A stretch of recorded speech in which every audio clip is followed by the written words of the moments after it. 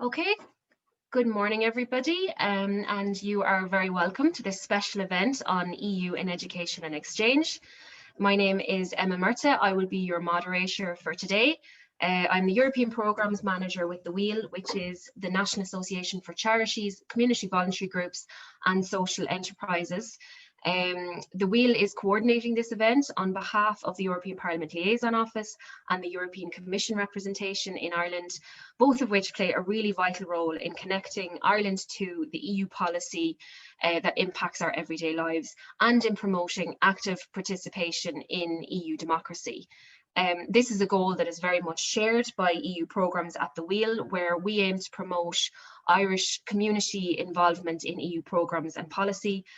So we were really delighted when the Parliament Office and the EU Commission representation approached us a few months ago to organise this event and to collaborate all around EU in education and exchange.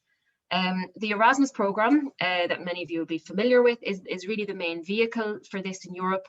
And today we will learn all about this extraordinary programme and how it is driving growth, jobs, social equity, active EU citizenship and a real shared sense of European identity, while also leading on digitalisation, inclusion and the overall modernisation of education in the EU. Over the last 3 decades, more than 10 million people have participated in Erasmus Plus or its predecessor programmes, and so it has had a monumental impact on Europeans everywhere. A 2018 Erasmus impact study revealed that those who have studied abroad are less likely to experience long-term unemployment, and that participation in Erasmus study programmes increases job prospects for young people. This programme provides the Erasmus Plus programme provides accessible, transformative opportunities for Irish students and young people, as well as those active in other fields like youth, vocational education, adult education.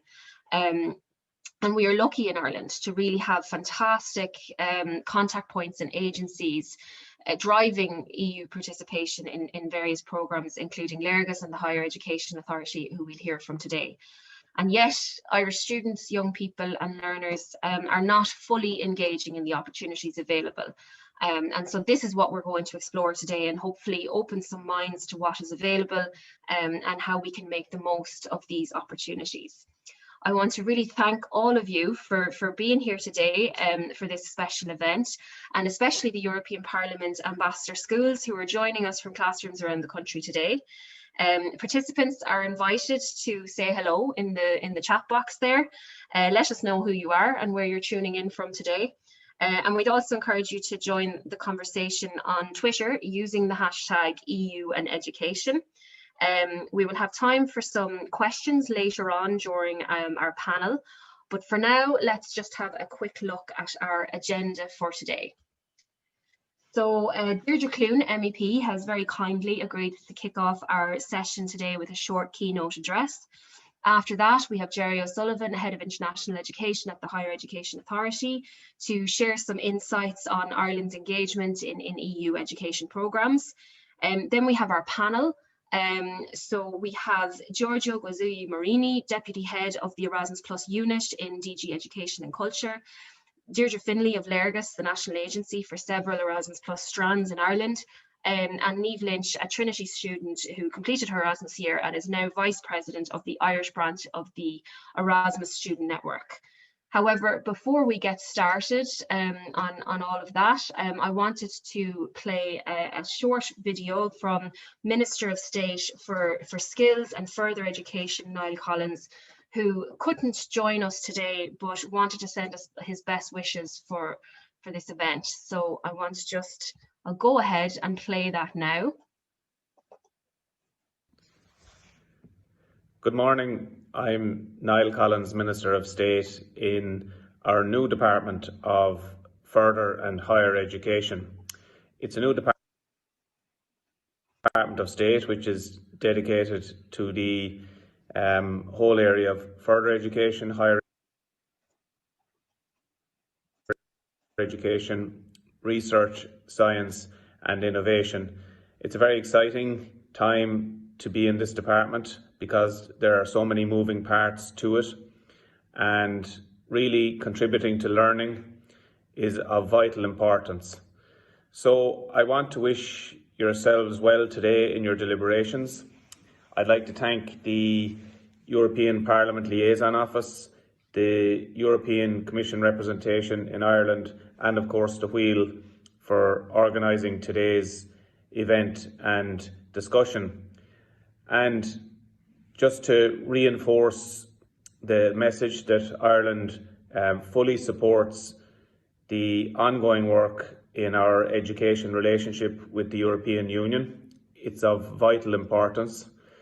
Naturally, our flagship programme is the Erasmus+, which I'm sure you will be discussing today. It's really so important to the here and now and to the challenges into the future that we will face.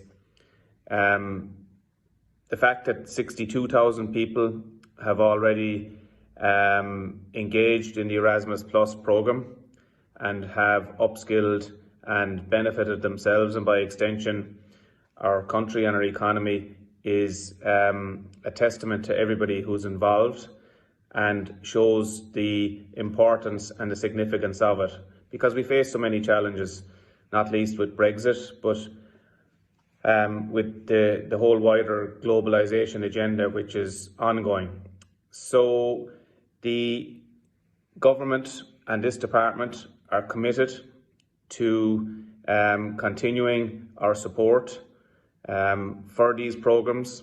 We're continuing our support and our collaboration with the European Union, and in terms of seeing how we can deepen and broaden any engagement which we can, which ultimately will be to all of our benefits. So over the next number of hours in your session, you'll hear from a number of speakers who will have valuable contributions to make.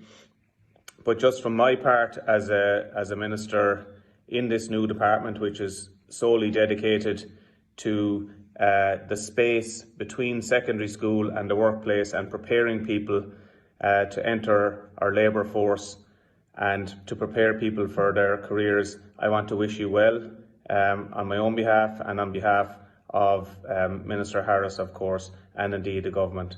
So thank you for giving me the opportunity just to make a short address to you at the start of today's deliberations, and the best of luck. Thank you.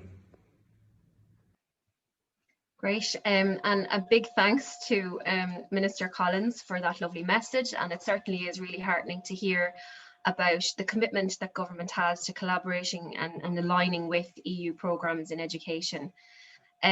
So moving on now, I'd like to take the opportunity to welcome and to introduce our keynote speaker for today, Deirdre Clune. So Deirdre is a member of the European Parliament for the constituency of Ireland South, having been elected in 2014. She's a member of the Parliament's Internal Market and Consumer Protection Committee and a substitute member of the Environment, Public Health and Food Safety Committee, the Subcommittee on Human Rights and the Special Committee on Beating Cancer. So thank you very much, Deirdre, for joining us, and over to you now. Great, thank you very much. Thanks, Emma, and good morning, everyone, wherever you are. It's a Thursday morning where everybody's, I'm sure people across Europe. I'm actually based in Cork. I haven't been travelling to Brussels for since March because of COVID, but I think Zoom calls certainly bring us together, and it's great to see that so many people are tuning in today, and welcome particularly to the Ambassador Schools programme, because I think that's a very valuable programme in trying to get to know Europe, understand it, and just engage with it a little bit if you can in your time in school. And thanks to all the teachers involved in that, because it's gaining momentum now, and it's certainly proven to be a very successful programme. So good luck with that, and thanks to the Wheel for organising, and to the European Parliament Liaison Office, Dublin, and the Commission, European Commission as well.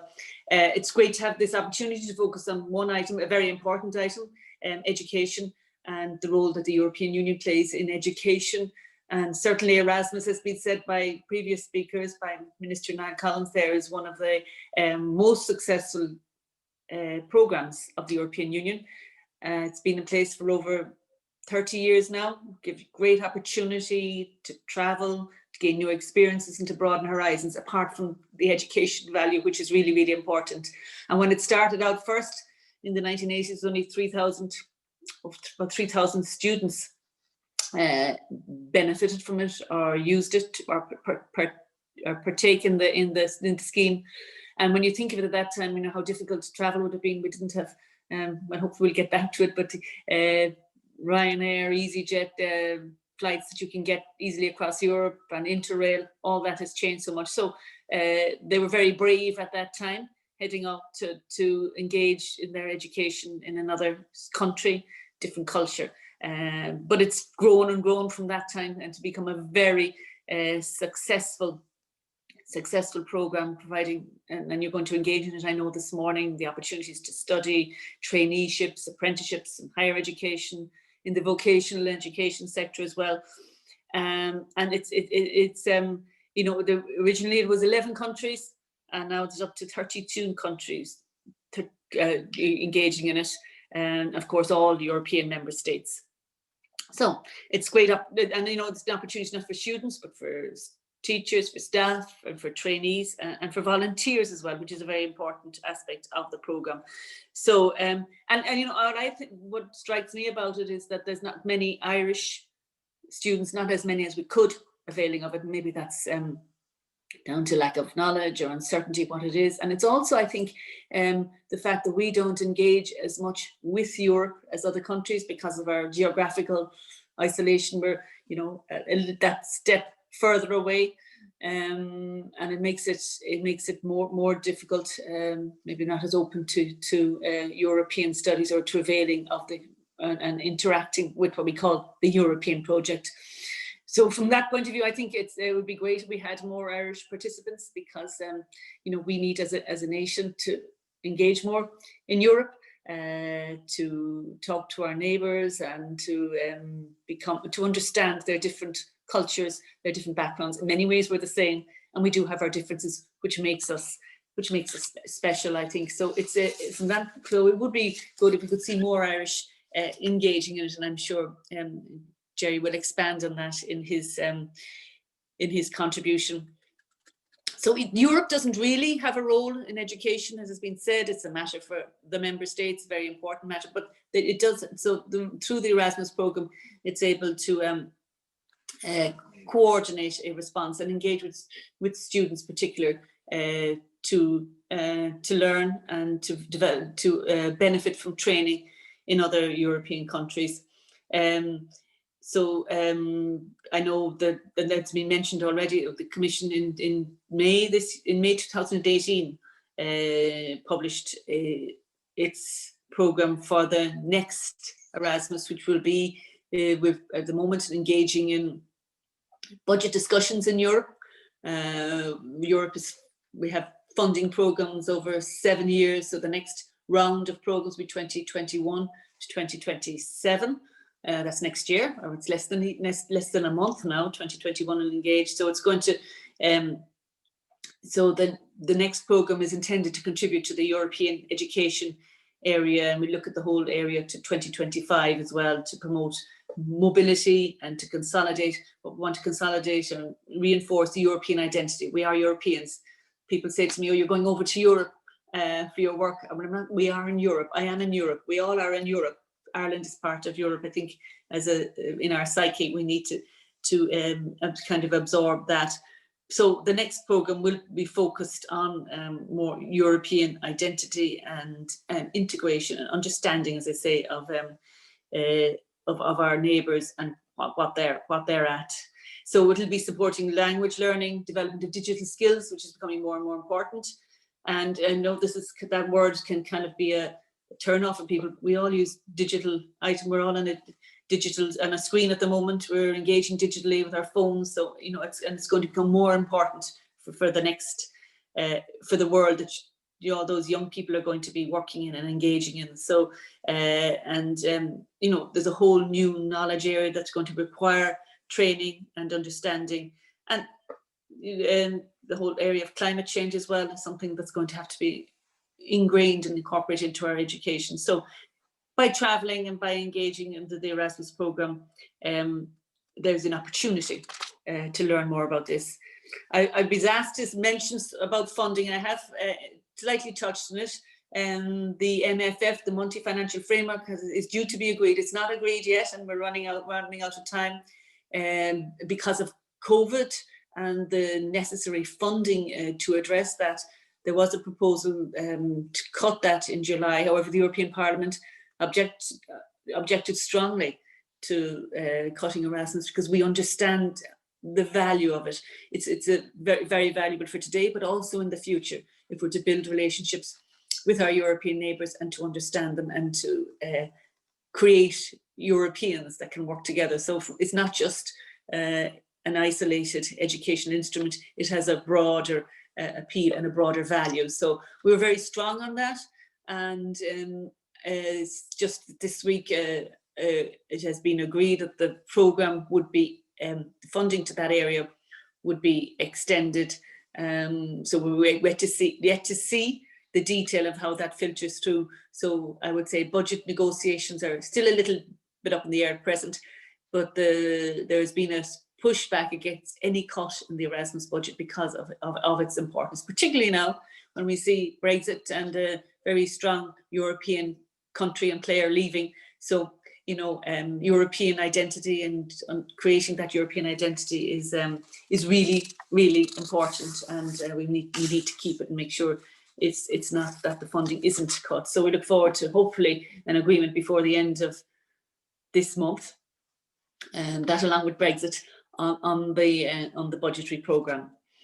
So I just like to really say, apart from funding and detail and everything, just from a personal point of view, for anybody who's considering it or would consider it, it's a very valuable experience to travel. It gives you a means of living and working, studying in another European country with a bit of support. Well, financial support, absolutely, but also you have the institutions supporting you, so you're not on your own. You're not just turning up looking for a place to go, looking for a place for training. You have that support, so it's really, really valuable. And as has been said, it improves level of employment, options for employment as well, ability to learn another language, and that's something we're going to have to really focus on in Ireland, because we speak English, comes so easily to us as our first language. English and Irish we learn in school, but we're not so strong on the what we call the continental language: Spanish, German, French, and others. And it amazes me when I'm in Parliament that English, every country has English as a strong second language. We don't have a very strong second language as a nation, which we can converse. So from that point of view, language and learning is really, really important, and it's a lifetime experience. It's something that will be with you for life. I've read many reports and listened to students, and I know you're going to need later on speaking about her experience, but the friends that you make, the acquaintances, friends for life. There's sometimes love stories begin on Erasmus and can last as well. So, and that's not the only reason for going, but it's certainly from a personal point of view, it can be very enriching and great fun and a wonderful opportunity that students and those who avail of it have for a lifetime. So, from all that point of view, you know, you've the opportunity that Erasmus offers is something that would be availed of. It wasn't there in my time. I would have had it if I'd had the opportunity. I certainly would have taken it, and I'd encourage anybody who can to do so. And I think today's webinar will give an opportunity that to ask those questions, to understand it more, because it's just a word to many people, Erasmus Plus. But today's event is certainly going to give you an opportunity to ask questions, sharpen your awareness, and hopefully whet your appetite to inquire further and to engage in the Erasmus programme. So good luck everybody in your deliberations today. I wish you well in it, and I'm sure it'll be really informative and of benefit to you all. Camila Margaret. Great, thank you so much for that, Deirdre. really, really interesting to hear, I suppose, the Parliament's perspective on it, how much they obviously value the programme, and I suppose the strength and the power it has to reinforce that European identity, along with, you know, enhancing education. So thank you very much. We really appreciate that.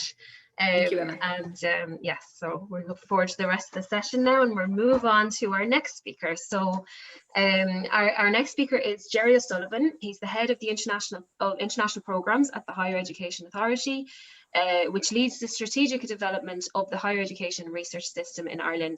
Jerry oversees a number of international programs, including Erasmus for third level. So Jerry, when you're ready there, you can fire away. Good morning. Hope you're hearing me loud and clear. Yeah. Thank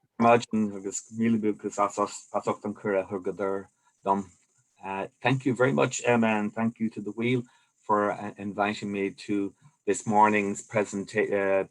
Very relevant, very topical presentation or opportunity to talk about Erasmus.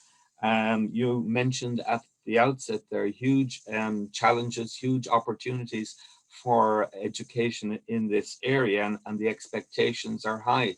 And that is, your MEP, Deirdre Clune, reiterated the point that the European Union doesn't have a direct role in education, yet there are huge expectations in this particular area of Erasmus.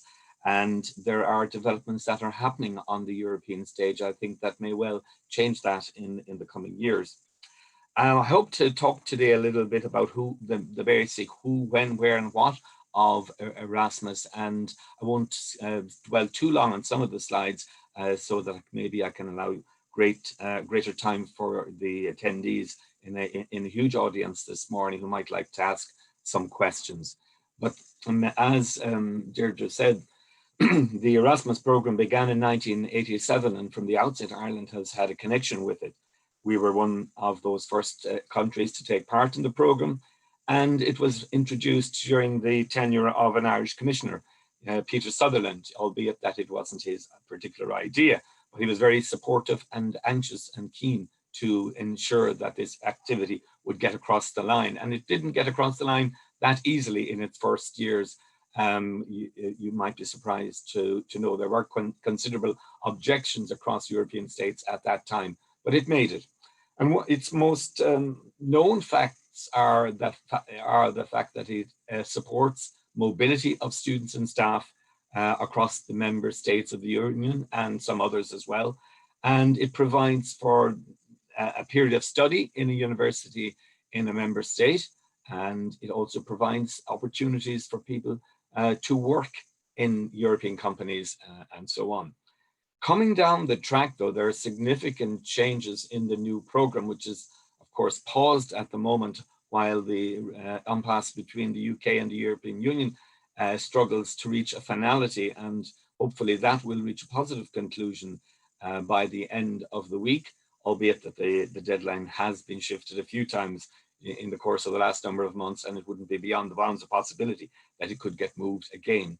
But one of the most exciting innovations in the coming program is that it will be possible to do mobilities of 5 to 30 days within certain formats.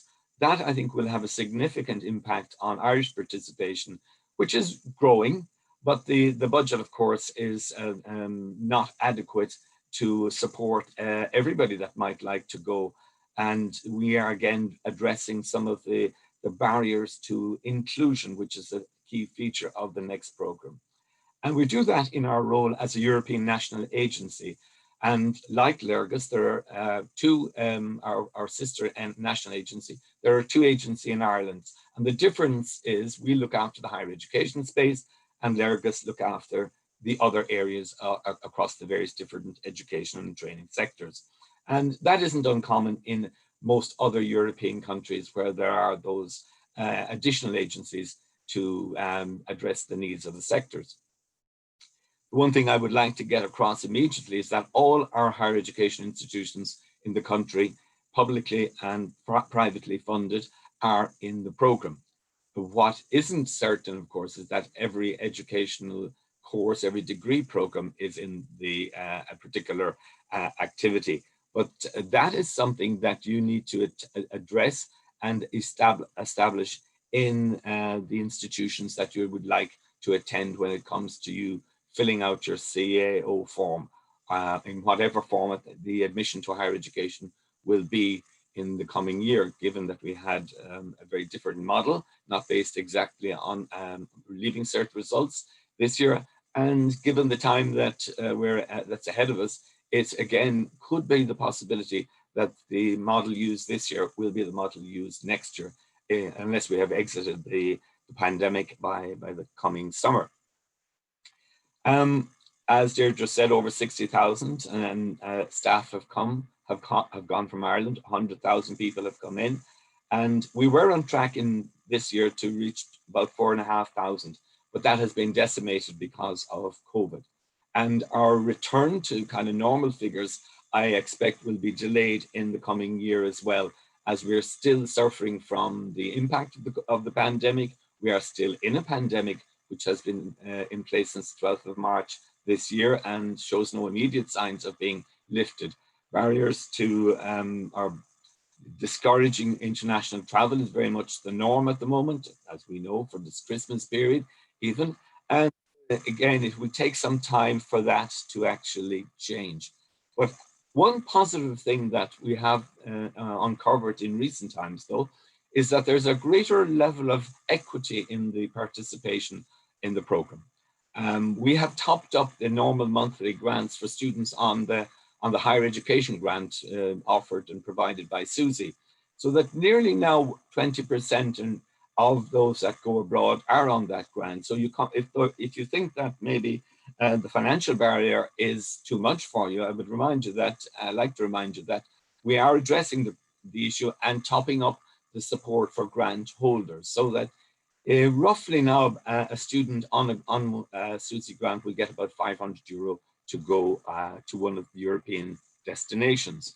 And since our 87 participation and thereafter, we have grown to the level that you can see, and that trajectory has been very much on an upward curve. What do? You get full academic recognition for your course. So it isn't an addition to your degree program or anything like that. You do not have to sit additional exams. You do not have to have a longer duration or anything like that. And you do not have to pay additional tuition fees. You get the monthly support, which is around 300 to 400, rising to over maybe 500 for students on the SUSI grant. And if you're receiving the SUSI grant as an adjacent student, imagine for the moment if you're going to, you're living in Dublin and going to a Dublin college, you get the adjacent rate. But when you're moving to Europe, you can shift to the non-adjacent rate because you're no longer adjacent to the college that you're attending. So that means you get a higher support. And if you happen to have a particular disability or challenge in that area, there is additional support to help with the additional costs of the mobility there as well. So as I said, one of the key points I would like to make is that for inclusion and for participation in the program, there are supports for the students who may have particular extra needs in that area. At the moment, there are 26 other member states of the European Union. We don't know what other participation possibilities there will be for the UK. At the moment, it looks like they're heading out completely from the program, but the matter could change in a day or two when the future of that country's participation will become clearer. And that's something we would welcome, kind of the continued participation of the UK, because it's the single largest destination for our students who go on traineeships, those who go for placements in companies. More students go to the UK than any other. If they're out, it means we have to find alternative locations for those students to go. And in addition to the member states, those countries that are part of the European Economic Area and have relationships with the community are also in the program.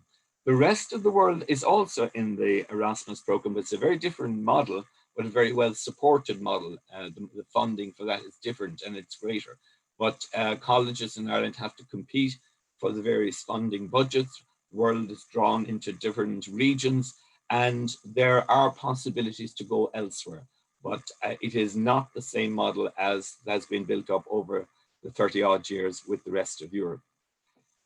We manage the process with the colleges, as I said, and I would go back to the point that Deirdre made in her presentation, that there is no reference to the in the European Treaty, the Treaty of Rome, to education, which is remarkable. But at the time in the 1950s, when that was being established, the driving forces of economic activity were coal, steel, energy. Today, if the European Union was being formed, it is unimaginable that education would not be at the core of it, because now in Europe, and particularly a developed economy like the European Union, the largest in the world with over nearly 500 million people living in it, and highly advanced part of the world. And the European Union recognizes that. And when I said at the beginning about new opportunities for education in that space, two significant things have happened in the last couple of years, since 2017. One is the development of the European education area, and that includes all areas of activity. It hasn't been given a great detail at the moment, but the idea that the heads of government would have imagined that we need greater education collaboration across Europe is very, very important. The structures haven't followed yet, but that may well come. And you can just imagine looking at the Irish composition of our population at the moment and the changing nature of our schools, that for all our history up until recent times, British people made up the second largest population group in Ireland. Today, it's Polish people, and that's come about because of our membership of the European Union. If you go into the classrooms in Ireland today, they're very different to the ones that you and I would have attended in years gone by, with many students from other backgrounds, and some are native born Irish people now, and their parents would have come from another member state, or indeed maybe further afield. So that's presenting its own challenges to the Irish educational system, and we have to respond in that area. A second area of innovation in the European Union program at the moment is the Universities Alliances. And that is about getting European universities to collaborate and cooperate in a much more structured and cohesive manner. Driven in part by the Brexit, because European higher education, Britain has massive European universities, or some of the highest ranked universities in the world, and a history of research in that country, a very leading power in that space. But it may not be part of the European education area in the future. So Europe needs to strengthen its hand in that area if we're going to compete with the likes of the USA and other universities in Asia, in places like Japan and China and Korea. And Ireland's education system is expanding and rapidly changing as well. And among the reasons why we would want a greater involvement of our students and staff in this area is to support the government's global engagement strategy. We have a diplomatic presence in many countries in the world, but not everywhere. And education is one of the areas where we can extend our reach beyond that particular area of public activity. Education is also part of partnership building, and we need those particular partnerships in the future, if even more so now as our economic activity is threatened because of the British departure. We need to step up our game and reach out to the world to expand markets and to build, I suppose, join in global networks of expertise. We're a member of 80 international organizations at this moment in time. And for the first time in our history, we are going to be in an organization called the European Union, which the UK will not be. In every other international organization, I would suspect the UK is also a member. So that shared space that we have enjoyed over our history is changing in a very significant way. Up until, or pretty much since the beginning of 2010, when the government first published its first international education strategy, student recruitment from overseas has been very important to the Irish education sector. But I think we need to go beyond that and embed a sense of global interrelationship with our universities and institutions of higher education with others externally to enhance the quality of the education experience. Higher education has to be challenging. Going to Europe is a challenge in itself. It is not a major challenge anymore because we travel globally. Young people are known to travel all over the world. Living and working in another European country, you're in among the most best educated, the best accommodated, the freest systems, with the best health care and the best education systems in the world. And to be part of that is worth in experiencing in your education, to build not just your skills and your competences and your language abilities, but to get that sense of global fitness. How well are you equipped for the Irish labour force, and indeed to be a citizen of Ireland and Europe in this at this time in our history. The European Union and the Erasmus programme has listed many other ambitions of the programme. Some they're better able to attain than others. Inclusion will be important in the next programme, and as you can see from our work, we're working ahead of the posse there to try and make it more inclusive for Irish students or students in this country. There are some of those activities that the European Union's Erasmus programme may not be able to make a significant impact, but the fact that they are being listed as objectives of the European Union is significant in its own right. So I would like to conclude and say, like, it is a wonderful opportunity to join with fellow Europeans at an important stage in your education and personal development.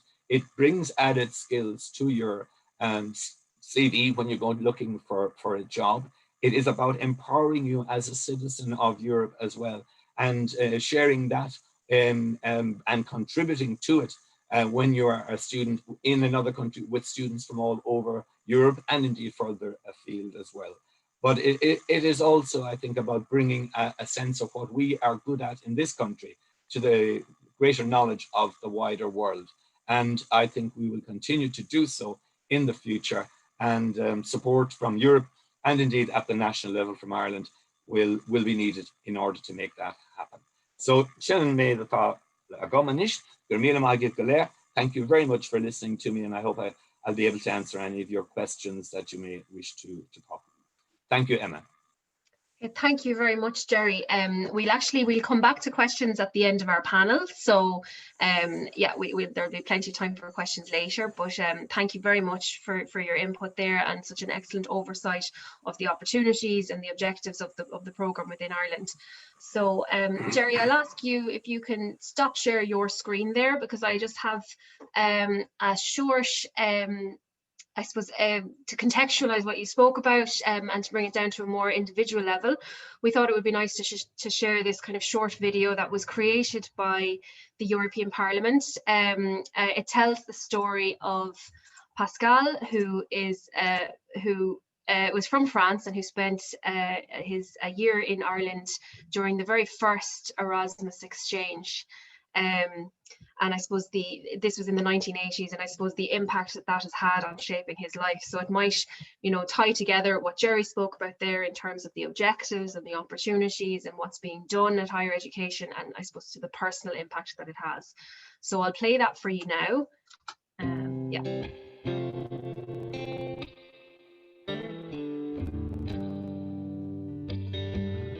Erasmus permet de t'éduquer, t'aide à évoluer dans une sorte d'ouverture. Je suis européen, je suis français, je suis irlandais, je suis allemand, espagnol. Je suis construit en tant que père, en tant que mari, en tant que chef d'entreprise, et j'en suis fier. J'ai eu la possibilité de faire un échange pendant 1 an. Je ne sais même pas que c'était via Erasmus. C'était l'expérience coupée de cordon ombilical avec la famille, donc on était complètement perdus.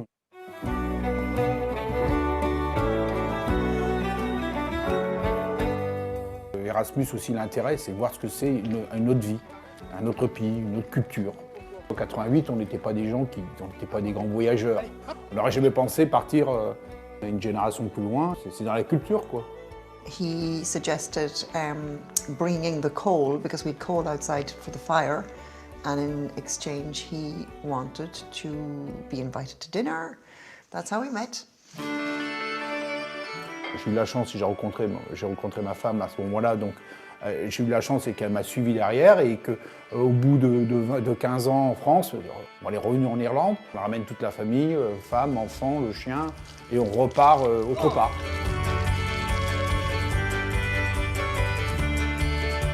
It's extremely enriching for children to have two cultures because it opens their mind to so many other things. And all that thanks to Erasmus. It's just made Europe so small, really.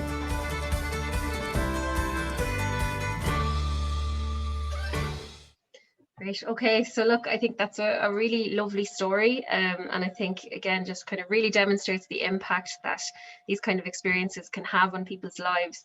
And just to point out that this is not an isolated incident, this story of Pascal. In the 2018 Erasmus study, impact study that I referenced earlier, figures also showed that nearly 1/3 of students who participate in the programme meet their long-term partner while being on Erasmus. And as a result, the Commission estimates that there are about 1 million babies that are likely to have been born from Erasmus to Erasmus couples since 1987. So that's just a very nice and very heartwarming example of the personal impact that these programmes can have and will continue to have on us as Europeans. Now, so far we have focused a lot on Erasmus for students and third level, and we're going to continue this thread, but we also want to expand on it because Erasmus is much bigger and broader than the year abroad that we often think about.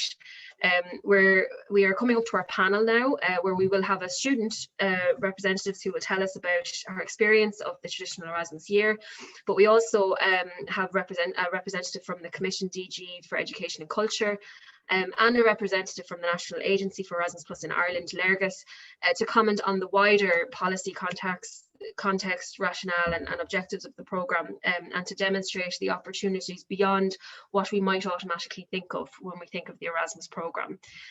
Before I move on to introducing the panel, just a quick reminder to participants that you can submit your questions for the panel using the Q&A box on Zoom, and we will have time to answer them at the end. And if you like, you can join the conversation on Twitter as well using this hashtag EUANDEDUCATION. So let's go ahead and introduce our panel members. So first member of our panel is Giorgio Gozzi Marini. He's the Deputy Head of the Erasmus Plus Coordination Unit in DG Education and Culture. Giorgio joins the European Commission in 2005 after previously working with civil society and in the public sector. From 2008 to 2013, he led the team responsible for the implementation of the Youth in Action programme. And since 2013, he has led the team in charge of implementing the current Erasmus Plus programme and conceiving the Future Generation programme. We also have Deirdre Finlay, Programme Manager at Lergus, the National Agency for Erasmus Plus in adult education, school education, vocational education and training and youth. And we have Niamh Lynch, who is a student currently studying for her Professional Masters of Education at Trinity, but who did her undergraduate at Maynooth University. And it was there that she did an Erasmus year abroad in Austria, and since then has been a very active proponent of study abroad programmes, including serving as Erasmus Study Abroad Senator at Maynooth, and recently being elected for her second term as Vice President of the Irish branch of the Erasmus Students Network. So I will stop my screen there, and hopefully we will give a chance for all of our panel members to join us by their mics and their cameras.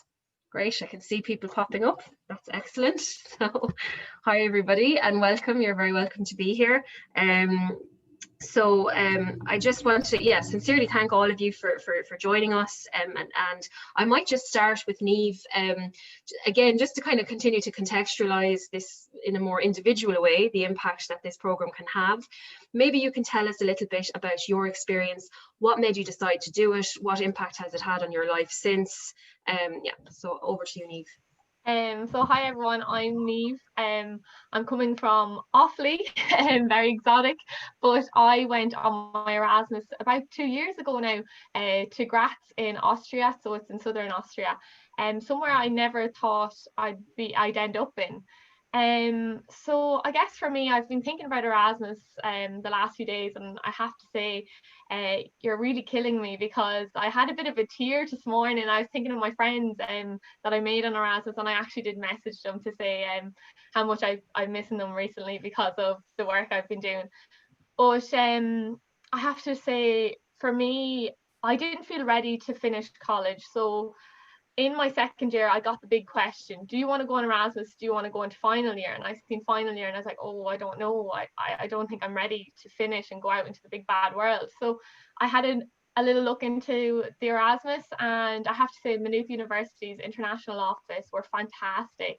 The guys and the girls down there really helped me to decide would I do this. Now, it was funny, my parents never thought I'd do it. They're like, okay, sure.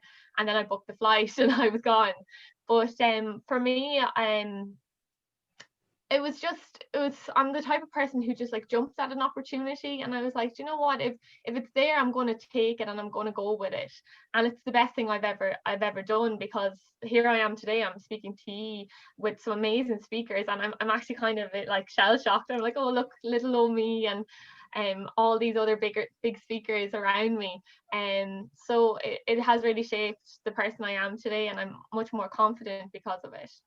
Yeah. Absolutely.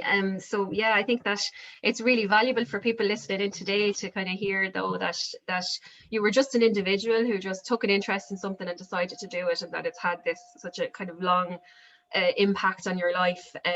So that's I think what the program is all about. And maybe Giorgio, I'll ask you to comment on that. So Niamh shared her experience there.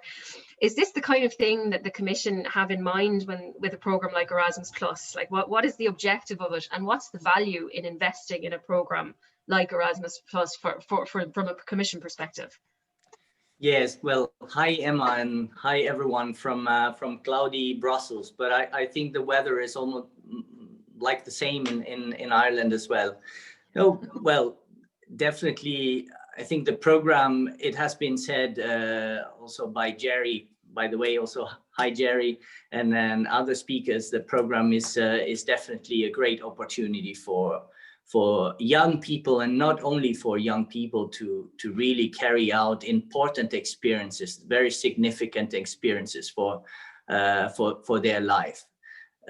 So we from the Commission side, we are actually promoting, we are investing a lot in this program. We think it means a lot for many Europeans. And by the way, tomorrow is going to be a big day because most probably this will be the day where the Council, the Parliament, and the Commission will finally agree on the program for the future 7 years. The next generation of the multi-financial framework. So this will be a program that builds on what already exists. So we do not want to make a revolution.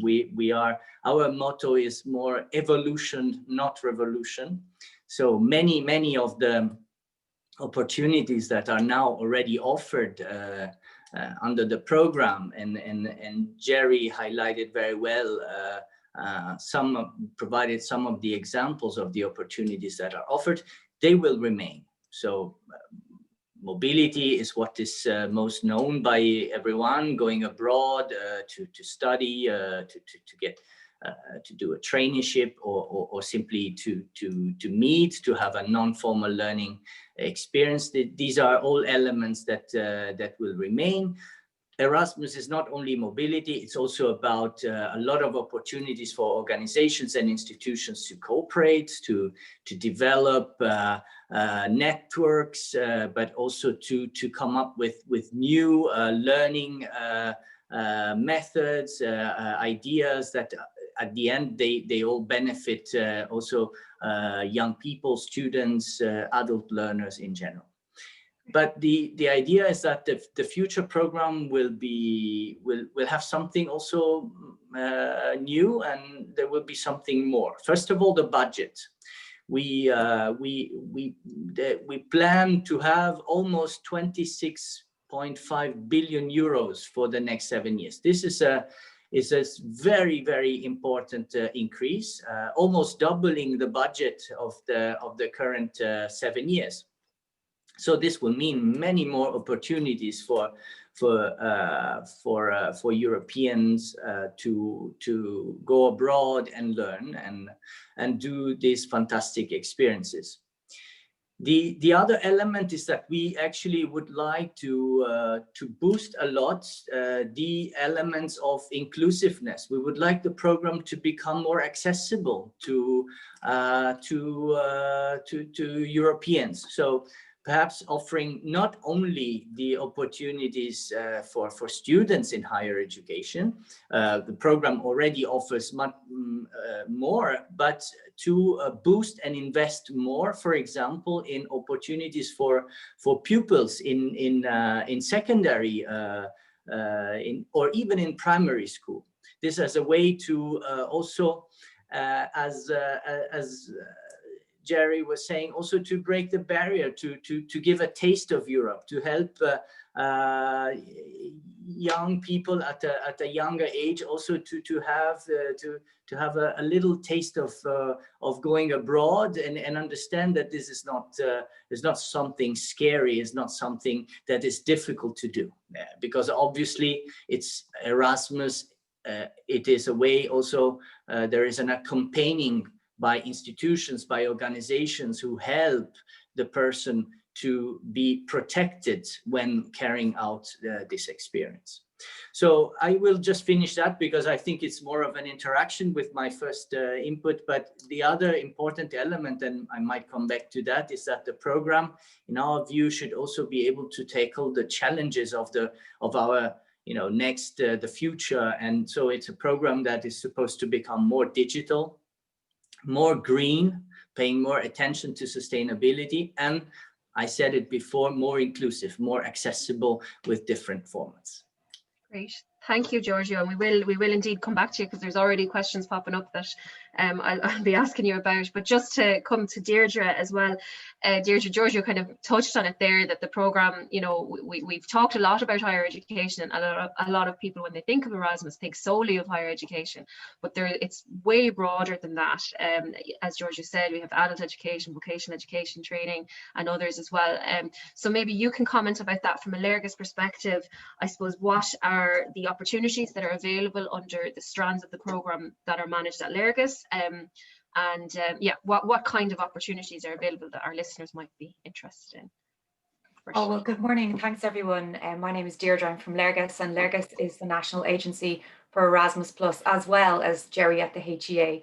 And the part that we're managing is the non-formal, but also some formal parts of the programme. So that includes opportunities for young people, for people working in schools education, or indeed secondary students, as Giorgio said. It can include people taking part in training courses throughout their life, so they could be of any age. And it also includes, I suppose, vocational education and training, which in Ireland we kind of call maybe the technical colleges. So for some people, the route into education and learning is slightly different. So for some people, they may not go to university straight after school, or they may decide to start picking up new skills and learning at a later stage in their life. And I think our programme under Erasmus Plus, and also the European Solidarity Corps, which we manage, really provides interventions and opportunities to leverage that for people. And so some of the opportunities, they range from an exchange, going abroad for a few weeks and having an exchange with people from other EU countries, all the way through to 2-year projects where somebody's learning on an ongoing basis. Excellent. And I suppose, just to kind of contextualize a little bit, can you give us an example of a project, that maybe a nice example of a project that kind of demonstrates the types of opportunities that are available through the strands of the programme that are managed by Lergas? Yeah, there are so many great examples on our website, and I'll be linking to that. But I looked back at some examples in advance of this morning's event, and there was one story that struck me. So under Erasmus, we actually grant funding to organizations, not just to educational colleges or institutions. So for example, a couple of years ago, the Irish Refugee Council were awarded funding. And through that program, they enabled young people living in direct provision to participate in a project that they had designed themselves around youth migration, and a European Youth Migration Forum took place. So a get together of young people to discuss migration. And a young Irish girl called Samantha Nkube, who's living in direct provision currently, participated in that project. Now, she didn't get to travel due to the limitations that living in direct provision can provide. You know, it can be a different experience for a young person. But what she said, it was a life-altering and life-changing experience for her to meet with other people from around Europe, to participate in this conference style of project, and to get to talk and be vocal about things that she knew about and she felt she could lend her voice to. So that one really struck me. And secondly, we have a great example of a young person called Amy, who was kind of frightening her parents by saying, I don't want to go to university or college straight after leaving cert, and created a big discussion at home. But she took place in the European Solidarity Corps, and she did a long-term placement in Moldova where she worked with people with special needs. And when she came back from the placement, she said, okay, now I think I'm ready to go to college. And she took a slightly different route to university, and she's now studying for a master's in human rights. So I think it's about, I suppose, that other journey and that other style of learning. And of course, we have lots of projects and programs where people are learning at all throughout their life, and we can talk about those too. I suppose for me, it just means, you know, learning and education, we think of it in the formal way, primary, secondary, and third level, but learning takes place all the time, and that's what we want to see. Yeah, and this seems to be a real bedrock of the program, is that kind of lifelong learning. So yeah, absolutely. And Niamh, maybe you can come, because I know you might kind of identify with Amy, who Deirdre talked about there, how it can impact your, like, you were very active afterwards in you were a senator for Erasmus Plus and Study Abroad at Maynooth, and then now you're in this Erasmus Students Network. So I suppose, do you think can you see this impacting your career, your general approach to your working life? Maybe you can comment on that. Yeah, like it's definitely, you could nearly say, give me a step up in like my professional life. So take for instance, I'm studying my master's at the moment, and I had to do an interview and I couldn't get over it, but a lot of my interview was based on, oh, you went on Erasmus, and they just wanted to hear about that and what I learned there, because not only did I pick up, say, academic and professional skills while in Maynooth, but I also picked up like really different skills over in Austria. And even recently, when I was going for a job in the education sector, it was, oh, you went on Erasmus. It was all about, they wanted to hear what I've learned from there. And I think the skills I got from the university in Austria was very different to what I picked up in my first 2 years in Maynooth. So I was thrown into a classroom where there wasn't the 350 to 400 people I was used to in Maynooth, because I did the arts degree, so it was quite large classrooms.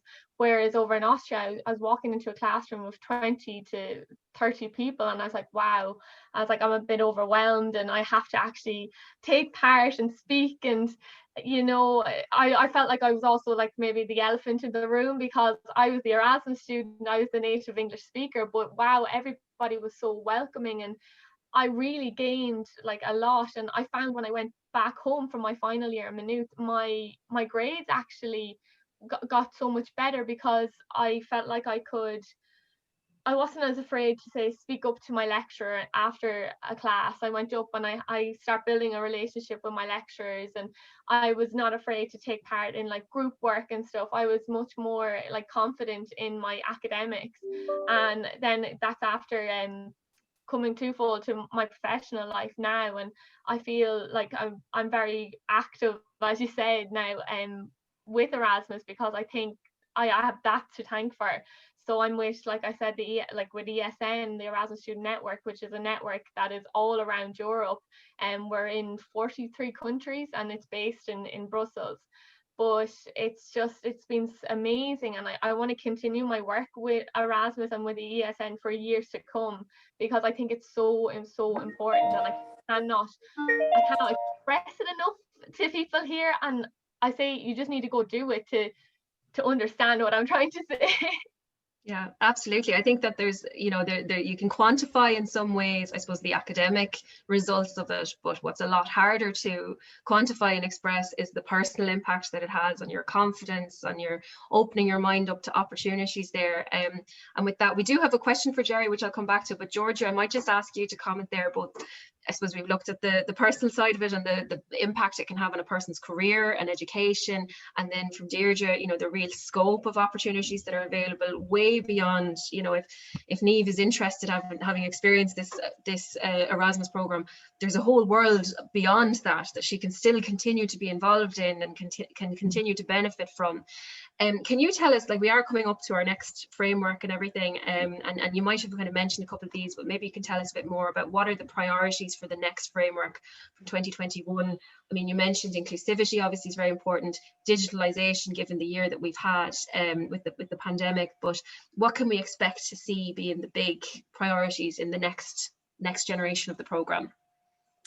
Yes, well, yes, partly I mentioned them, but indeed, first of all, there will be in terms of inclusiveness, there will be more opportunities for school pupils, for example, for VET, for the vocational education and training. There will be also quite several opportunities in the field of non-formal education in youth. We are planning to launch some opportunities for projects that we call youth participation activities for local initiatives at local level for groups of young people to embark in their project for the community, so to say.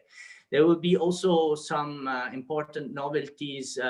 There will be an action called Discover EU, which will allow young people to travel to Europe for a while, especially young people who turn 18 to discover Europe, not only from a geographical point of view, but also from a cultural point of view, from point of view of people.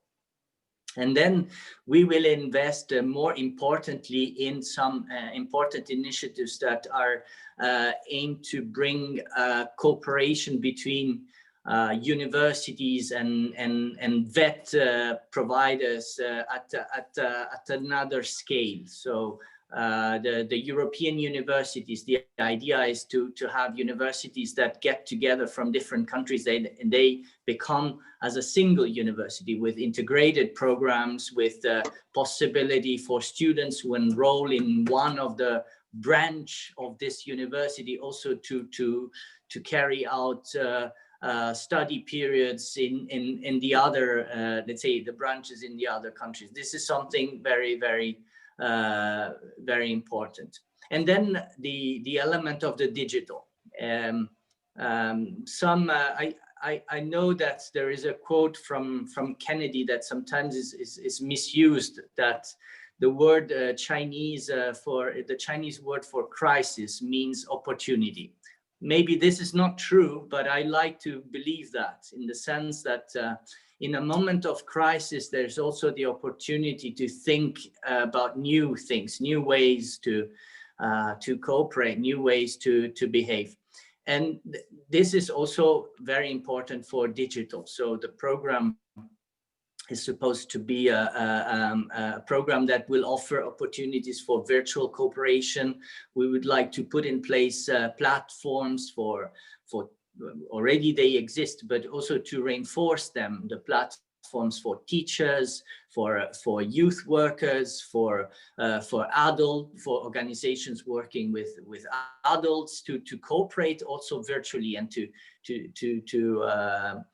embark into interacting virtually, and also to develop ways of having distance learning also for students. And on the green side, this is something that comes really strongly from the youngest generations. The youngest generations, more than I'm becoming old, unfortunately, but the youngest generations, they really feel the importance of tackling issues related to climate change, to preserving biodiversity. So the program has to also being the main instrument at EU level for education, training, and youth, has to play a role there. So we are planning also to when young people will go abroad in mobility to see if they can use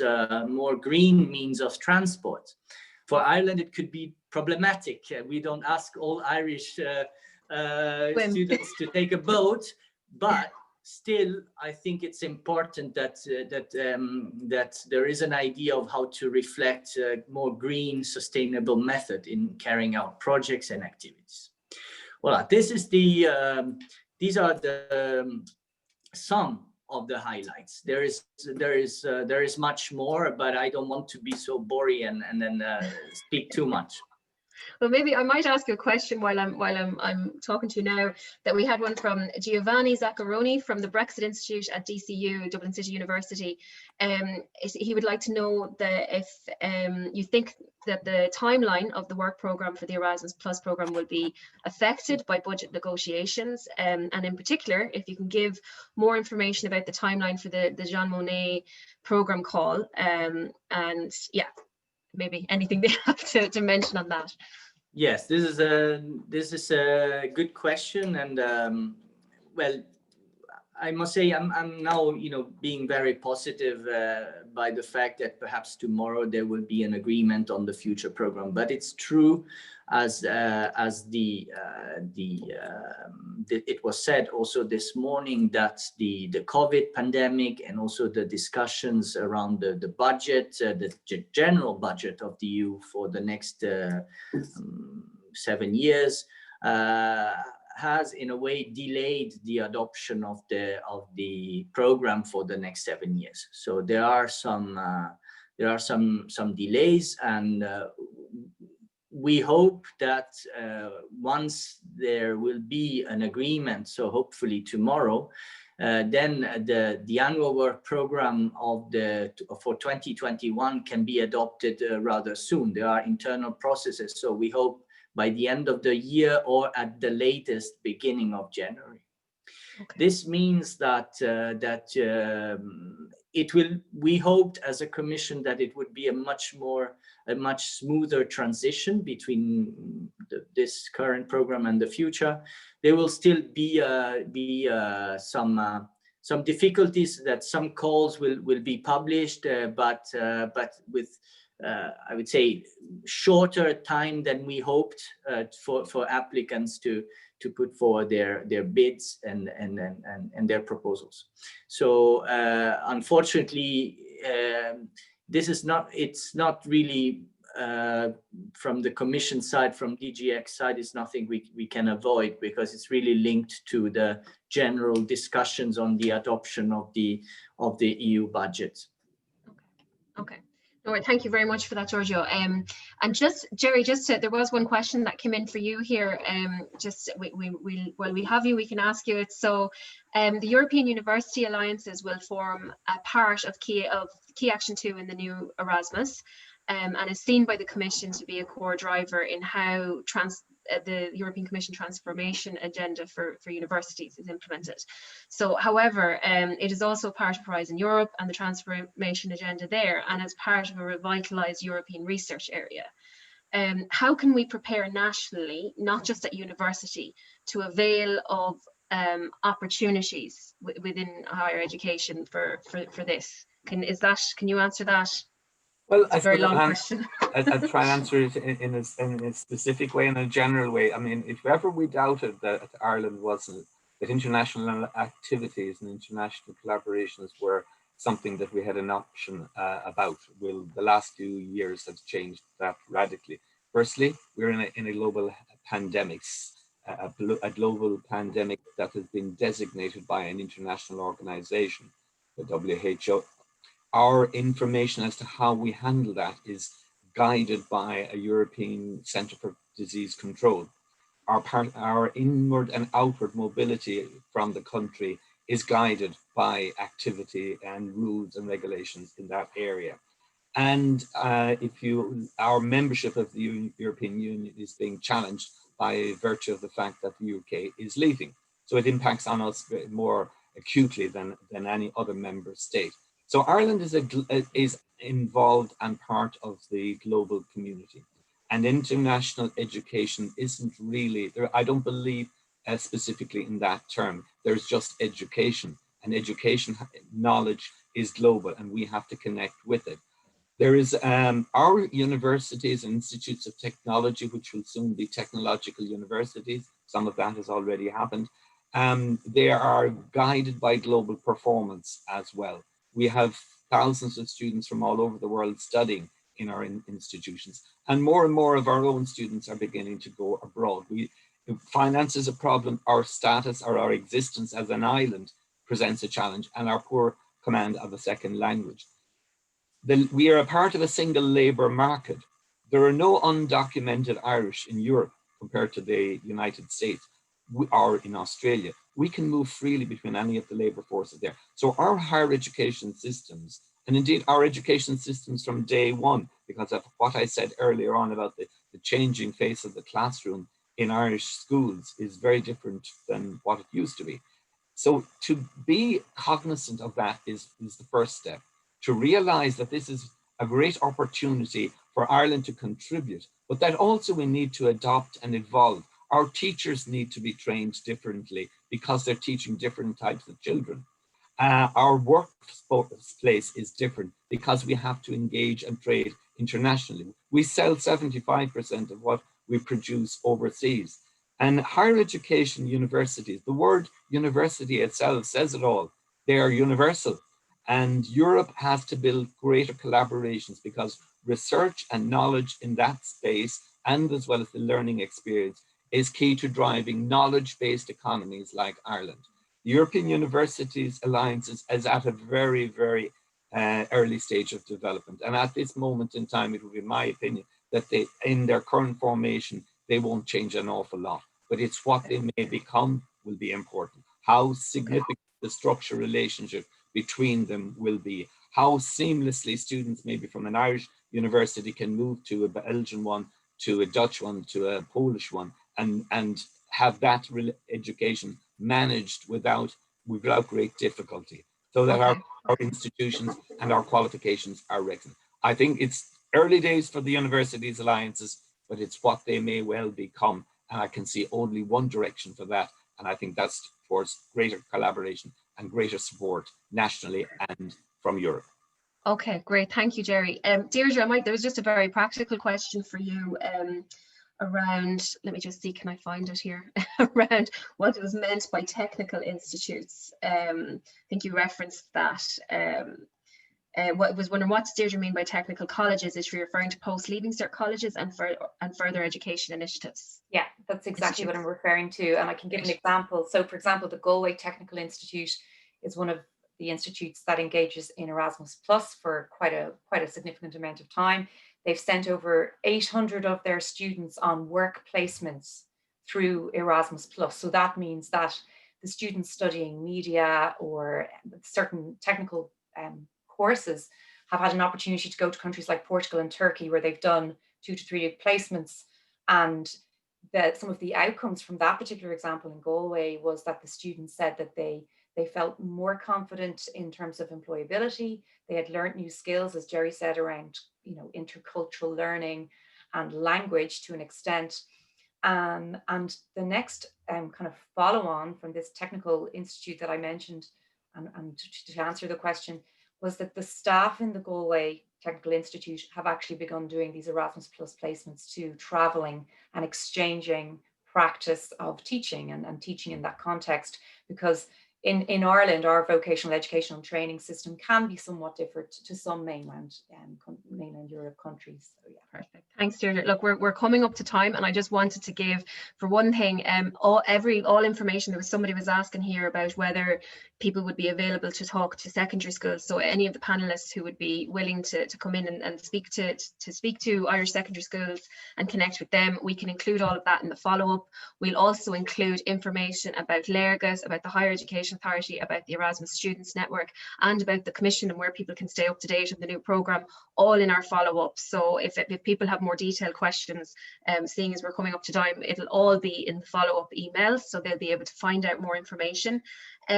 Just very quickly, I wanted to end it on, for each person in one sentence, what would you say to people who are considering engaging in an EU education and exchange programme? So Niamh, I might start with you. I guess just go for it, throw yourself in there, because it's really an eye-opening, life-changing experience, and it's something that is so close to my heart and will be for many years. Like the people I've met and the city. Oh, you're freezing a tiny bit in Austria. there. It cannot. Oh, I know cannot, you're okay. Is it okay now? Cool. Yeah, you're grand. Okay. But I cannot express enough just to do it, whether you're in secondary school now and it's another few years for you, keep on to that, because it's definitely something you won't regret. Okay, great. Thank you. Deirdre. Okay, so I'm a big believer in peer learning. So the best way sometimes to learn about something is to talk to somebody who did it already. And at Lergas, on our website, which is leaorgas.ie, we have blogs, stories and videos. And of course, you can come to us and get the direct information too around acquiring funding. But really, Niamh's input today and speaking to people who've done it is so motivating. So I'd encourage a way to listen to stories. Great. Giorgio. Yes, well, for me, it's difficult to provide a suggestion for all there's such a wide audience, and with different expectations and different roles played in the program. So for young people, I would say don't hesitate to dare, because these opportunities are really important. They're opening minds, as it was said. They help really to build confidence. And apart from learning languages, obviously studying, it's important, but what is important is also the personal development, how the persons are able to become more confident on themselves. And this is so important to then take any further step they might want to take in life. So this is extremely valuable experience. And the first of a series. For teachers, I would say teachers are definitely again the most important key players in an educational path of young people. So also please seek the opportunities offered by Erasmus. Try to use them for yourself, for your professional development, because this will benefit at systemic level the educational system and the students, young people you are dealing with. Okay. I'm sorry, I'm having. No worries. You're fine. Okay. For beneficiaries, for let's say for organizations, institutions who are participating, I would send a message to bear with us, to have patience for this transition. We would have hoped that this would be smoother. We are in cooperation with the national agencies to try to provide as much information as possible, even if it's difficult, because certain type of information can only be provided once we have a legal basis, a regulation in force. So please try to cope with these months of difficulties, but we definitely think that this will be a great journey in the next 7 years. A lot of opportunities to develop very interesting and innovative projects and activities. Okay, listen, thank you very much. And we're over time, so I'm not going to go to you, Jerry, but the participants will have your full presentation will be forwarded as part of the follow-up, so they'll have lots of information there. I just want to really thank all of our participants, Jerry O'Sullivan, Niamh Lynch, Deirdre Finlay and Giorgio Ghazali Marini, for taking the time to share their experience and expertise with us today. I also want to thank our speakers from earlier, Jerry O'Sullivan and Deirdre Clune MEP, and Minister Niall Collins for his message to us as well. Of course, I need to thank the European Parliament Liaison Office and the European Commission representation in Ireland for making this event possible today, and for choosing to partner with the Wheel on what has been a really excellent event and has been a pleasure to work with on them. There's, again, you'll receive all of the follow-up materials, links, everything that we talked about today, but there's some there for you. The European Parliament's website, the European Commission's websites in Ireland, the Wheel website, and a link to our Access Europe programme, which can help Irish organisations around accessing and managing European funding. So that's a new service that's being offered by the Wheel. And finally, a huge thank you for our attendees. Apologies for going over by 5 minutes, but hopefully it was a nice, engaging conversation that kept you interested throughout. Thank you for your questions and for your time today. It has been lovely to welcome you all to this discussion, and we want to take the opportunity to wish you all a very lovely Christmas season and New Year. So with that, thank you very much and goodbye. Thank you, Emma. See you, George. Bye-bye. Thank you. Thank you. Bye-bye.